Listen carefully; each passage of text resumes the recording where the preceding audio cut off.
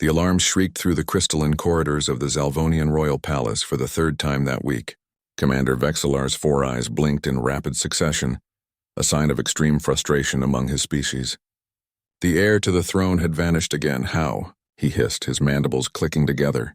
We doubled the guard. We installed quantum locks. We even placed surveillance drones at every junction.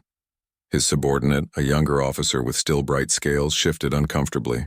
Sir, the princess is remarkably resourceful for a juvenile. Princess Elif, barely 6 cycles old, had become the palace's most notorious escape artist. The daughter of Queen Thesara possessed her mother's intelligence but none of her patience for royal protocols. While the queen ruled over the Zalvonian Empire's 700 worlds with calculated precision, her daughter preferred adventures that gave the security detail collective heart failures. Find her, Vexalar commanded, before the queen discovers she's missing, but he already knew where they'd find her. They always found her in the same place. In the service levels, 3 floors below the palace's gleaming staterooms, Adam pushed his cleaning cart through the dimly lit corridors. The human janitor had worked here for 2 years, ever since the Zalvonian Empire had made first contact with Earth and opened employment opportunities across the galaxy. The pay was decent, the work honest, and most importantly, it was quiet. Or it usually was. Adam paused at the storage closet. His storage closet, really, since nobody else bothered coming down here.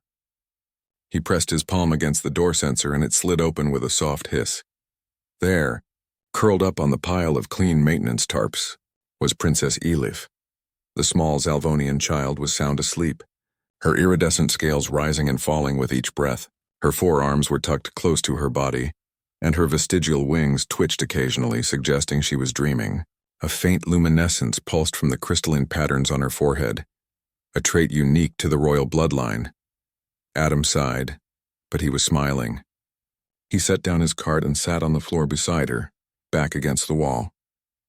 Without waking, Elif stirred and crawled over, settling her small head in his lap as naturally as if he were a piece of furniture, designed specifically for that purpose.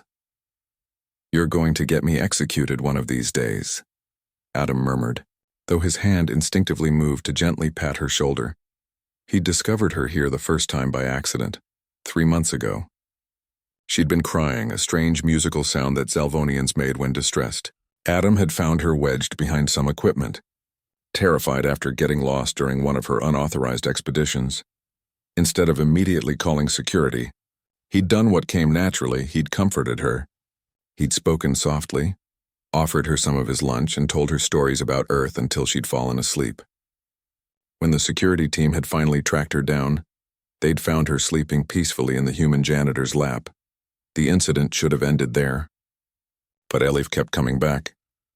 "She feels safe with you," the queen had said during the one time she'd summoned Adam to the throne room. He'd expected execution or at least deportation.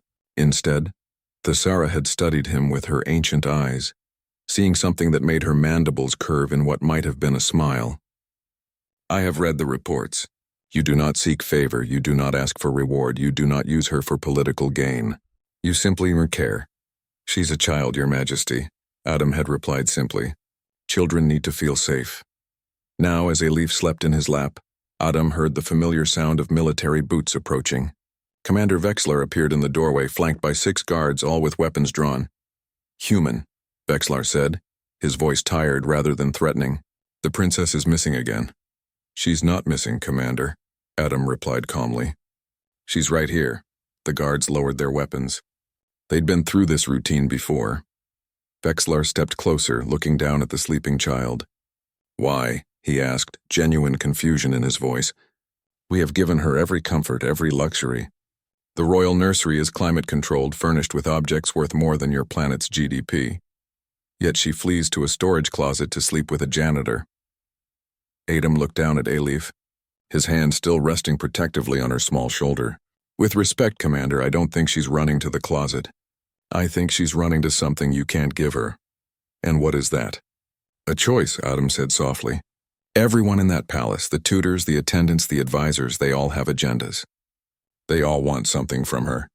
They see the future queen, the heir, the political asset, but when she comes here she's just Elif, and I'm just Adam. There's no protocol, no expectations. She can just be." Vexalar was silent for a long moment. Humans, he finally said, and there was something almost like respect in his voice. We studied your species before contact. We read about your wars, your violence, your chaotic history. We thought we understood you. But we never understood this. He gestured to Elif sleeping peacefully. This ability you have to simply care without calculation, to offer comfort without expecting reward. We Zalvonians are strategic thinkers. Everything is measured, weighed, planned. But you human, he paused, you lead with your hearts even when it defies logic. Maybe that's not such a bad thing, Adam said. As if agreeing, Elif stirred and opened her large, luminescent eyes. She looked up at Adam and made a soft chirping sound, the Zalvonian equivalent of a contented sigh. Then she noticed the commander and immediately tensed. It's okay, Adam assured her. Nobody's angry. The human speaks truth, Princess, Vexalar said, his voice gentler than Adam had ever heard it. But your mother wishes to see you. Elif looked between them, then back to Adam. Will you come? She asked in heavily accented but clear English, something else she'd learned from him. If I'm allowed, Adam replied, looking to the commander. Vexalar's mandibles clicked in what Adam had learned was amusement. The queen suspected she would ask. She has requested your presence. As they walked through the palace, Elif insisted on holding Adam's hand, her small, three-fingered grip firm and trusting. Servants and nobles stared at the bizarre procession. The human janitor in his simple uniform, walking beside a princess surrounded by elite guards.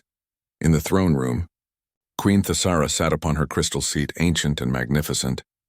But when she looked at her daughter sleeping happily against Adam's shoulder, Elif had dozed off again during the walk. Her expression softened. My daughter has chosen you as her sanctuary, the queen said. In our culture, such bonds are sacred. From this day, you are appointed royal companion to the heir. You will have quarters near her chambers, and your duties will include being available when she needs to escape. Adam blinked. Your Majesty, I'm just a janitor. No, Thesara said, her voice carrying the weight of 700 worlds. You are the person who taught us that perhaps humans have something we Zalvonians have optimized away in our millennia of evolution. The simple, uncomplicated ability to be kind. As a leaf snored softly against his shoulder, Adam realized that sometimes the greatest achievements of humanity weren't in technology or conquest. Sometimes they were in showing an alien princess that she was worth caring about, just because she existed, and in the end, maybe that was the most human thing of all.